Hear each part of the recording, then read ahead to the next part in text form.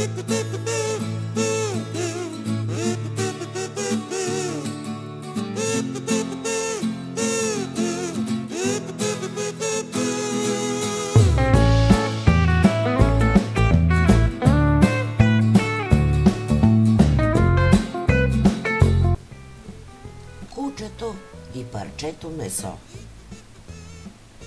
Басня от Езоп. Кучето си намерило парче месо.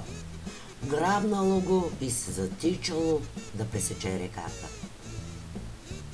Когато минавало през водата, зърнало отражението си и помислило, че това е друго куче, което също носи парче месо в устата си.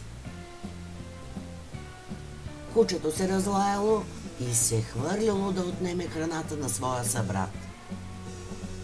А през това време неговото парче месо паднало във водата и тя го отнесла надолу по течението.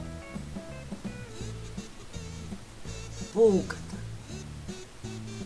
Който чуждото иска да вземе, накрая и без своето ще остане.